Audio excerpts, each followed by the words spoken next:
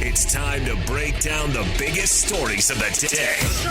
This is the top 3 stories of the day on KSLSports.com.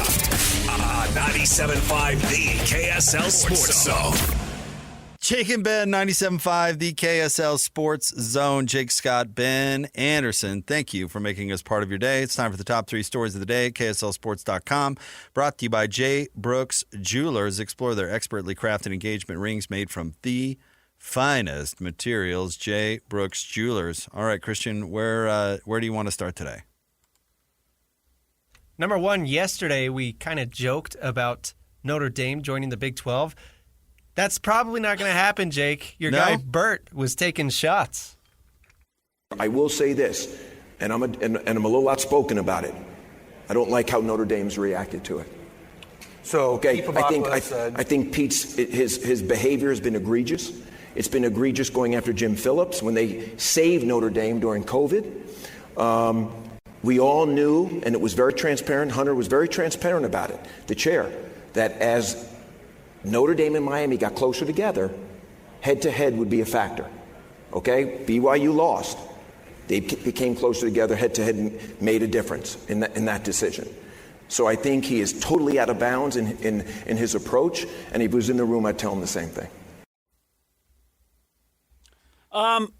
Yeah, obviously he's not afraid to go after Notre Dame there. And when he says, the ACC saved them, it's because during COVID they allowed Notre Dame to play a 9-game season, all against ACC opponents, which was good for the ACC as well. But, he essentially said that he doesn't like the way that Pete Bavacqua is treating the commissioner at the ACC after feeling like they got left out. All right. Now, I realized that Bert made his bones by throwing grenades and really masterfully outmaneuvering the Pac-12. Mm-hmm. He did. Yeah, he deserves credit for that. He killed the Pac-12. He did. He killed it. And he did it with a massive PR campaign that really worked out. I remember Mark Harlan calling, who was it, Dennis Dodd, fake news or something like that? He did. Like that? So I want to give him the benefit of the doubt, especially when it comes to public relations. Why has his fire, when he's actually gotten off his duff to do it, why has it been so stop complaining about, start defending BYU. Stop complaining about Notre Dame. He just conceded that BYU should have been out because they lost. He should be clamoring. He should say, hey, you didn't punish Alabama. Why are you punishing BYU? He should be clowning Alabama, or he should be clowning Alabama. Okay, BYU lost. But he hasn't been, he's been, for some reason during this whole process, scared of going after either the college football playoff or the SEC or the Big Ten. Why is he going after Notre Dame? Just because if any reason he's going after Notre Dame, he should say, they're being boobs. Buck up, Buttercup. We get screwed all the time. Take it like an adult. Yeah, I don't. But I don't get it at all. He shouldn't even care about Notre Dame. He should be complaining about the whole process and that the rules were different for one team than another. That's what he should be doing. He should be advocating for the Cougs, not doing whatever that was about Notre Dame. Yeah, I'm not sure I understand making an enemy out of Notre Dame either. Not because you want to invite them to the Big 12, but because their gripe is the same one you should be having. You should be having the same complaint. Yeah, you should be like, yeah, Notre Dame's a good example, and BYU is too, that we feel like we got left out. We've gotten screwed 2 years in a row. Yeah, that we have really good teams, and these are teams that should be in. And last year, the same rule that you're using against Notre Dame, you used it the opposite way against us. Well, as we have said, and I've been a supporter of Brett, not Brett Yormark, because I think he's done a good job, including killing the Pac-12, which I wish the Pac-12 still existed. Don't get me wrong, though I like BYU and Utah being in the same conference. I didn't think he did a good job this year. I don't think he did a good job selling his teams. I actually don't think why didn't we get in? I don't think that works either. I just think you've got to go out there and champion your teams. I have hated the crybaby stuff that we've seen from BYU's social media pages, from Bert. I don't like the way we've seen that approach versus just going out there and standing on what you've done, because what you've done should be good enough to get you in. BYU only lost one game, 5 team in this gauntlet of a conference that we have. It's basically the NFC East. Right. And somehow BYU made it through with just one loss and then played an amazing team in our championship game. Why you is can do two things. You can say, hey, Texas Tech is the best team in the country. And I can't wait to put them up against the best team from every other conference because we think Texas Tech is the best team and they're going to beat Ohio State and they're going to beat all these teams. Say it. Who cares? And the only team BYU lost to was that team. That team, right. That way you prop up Texas Tech as being the best team in the country and your second best team is they only lost to them. That's it. That's all you have to say. And I'm with you. He's getting this weird Did you hear him, though? Battle with an independent team that it doesn't make any sense to me. Did you hear him concede that where he's like, BYU lost, so all of a sudden Notre Dame and Miami are the discussion? No. Okay, BYU lost.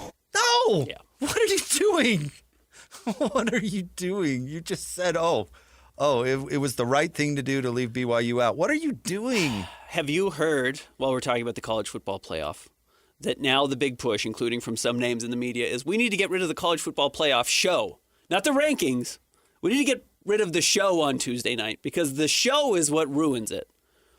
That doesn't change anything. In fact, the show conceivably, though as we've said, it's made up, offers some sense of transparency of what you're doing. If you're going to allow the college football playoff committee to totally disappear and not have to answer for anything, I think this is only going to get more egregious. But you're seeing people like Kirk Herbstreit now saying, I think the show makes it worse. The show makes it harder. I think they just want to say, okay, do whatever you want to do, but just do it behind closed doors this time. So this is just, I don't think we're on the verge of this improving. I think we're on the verge of this continuing to get worse. Yeah. The whole sport. It's not just it's the whole sport. But I don't know what Bert's doing. I don't get it. I'm with you. I don't get the strategy. All right, what's next? Number 2, Utah Mammoth back in action. They are hosting the defending Stanley Cup champions, the Florida Panthers. We had Cole on yesterday, Cole Bagley, our Mammoth insider. I did think he said something interesting, which is, as much as we've talked about how Bill Armstrong, the general manager for the Mammoth, likes these big bodies, right now the roster is basically built up of small, skilled guys. You know, Cooley, who's out, is a small, skilled guy. Keller is a small, skilled guy. Gunther is bigger, but he's not a huge guy. And the Panthers come in with all these huge bullies. And while they're certainly skilled, they're NHL players after all, it is a physically dominant style of play that the Mammoth don't currently have. And while they've gone out and drafted Maverick Lamoureux and Daniil Boot and Simashev and some of these bigger players, Cole Baudouin, who they drafted a couple of years ago now, is one of these big guys as well. I'll be curious if you can win with the smaller skilled players. The Calgary or the Oilers are small and extraordinarily skilled, have 2 of the probably 5 best players in the NHL on it. And while they made the Stanley Cup Finals, which is nothing to shake a stick at, aren't able to beat these bigger teams. Why did the Panthers kind of suck this year? I think everyone stinks a little bit early in the season. I'm not sure they're like major front runners all season long. They've only got 30 points, though. What are they at? What's their record? They're third from the bottom in the Eastern Conference. 14-12-2. Okay, which is right about where the Mammoth are as well. It's almost exactly what the Mammoth's record is. Yeah, they have 30. Start. They have 31 points. The Mammoth have 31. Mm-hmm. Okay, 14-14-3. I honestly don't know.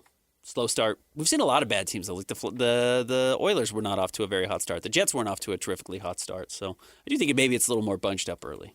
What's next?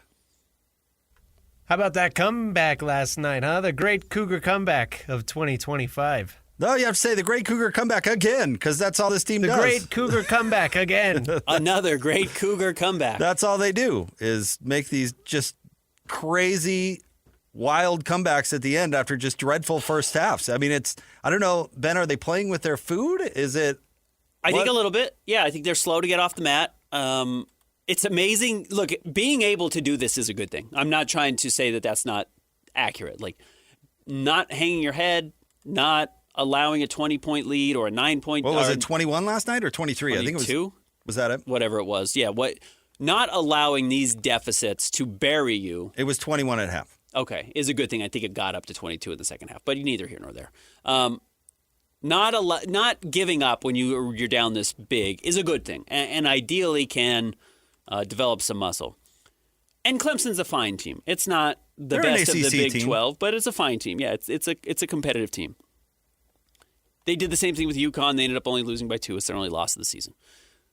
You just got to be careful doing this, though, because eventually you are going to run into teams that don't give up these leads once they build them. Houston's not going to give up this lead. Iowa State's not going to give up this lead. Arizona's not going to give up this lead. And other good Big 12 schools probably will not give up this type of lead. So, yes, it's amazing they can do it. It's awesome that A.J. DeBonsa is so talented that he can have 22 points in the second half after a bit of a slow start himself. Keita's incredible. He's just a really valuable player to have. It's nice that you can win without Richie Saunders playing great. Was he 2 of 11 last night? Did not shoot well at all. Not his night. So if you can do that, that's excellent. And then the fact that I think Rob Wright's probably been better than I had expected. He's really good. Shooting the heck out of the ball, which was his big issue with Baylor. He really loved to dribble and he really loved to shoot, and he wasn't great at shooting. He's done a much better job of that. So his growth has been really important. Well, a game-winning three is pretty good. Hitting a buzzer beater at MSG, right? Yeah.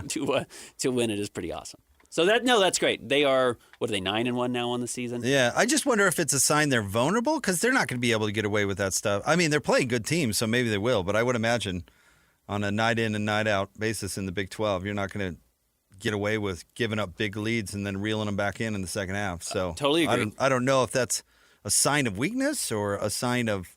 Again, it's better to be able to come back than not. Sure. But you would rather not have to come back. Yeah, You don't want to be down 20 twice already in the No. year with the top 10 team in the country. You want to outscore them 45-21 in the first half. Yeah. Yep. And put them away And put because they them will away. quit. Yeah, right. BYU's next 4 games are nothing, kind of wrapping up the end of the December schedule. And then you start getting into Big 12 play, which will get very interesting. But, bowl season now when we're talking about BYU athletics. All right, stay tuned. We'll have more coming up next. Jake and Ben, 97.5, the KSL Sports Zone.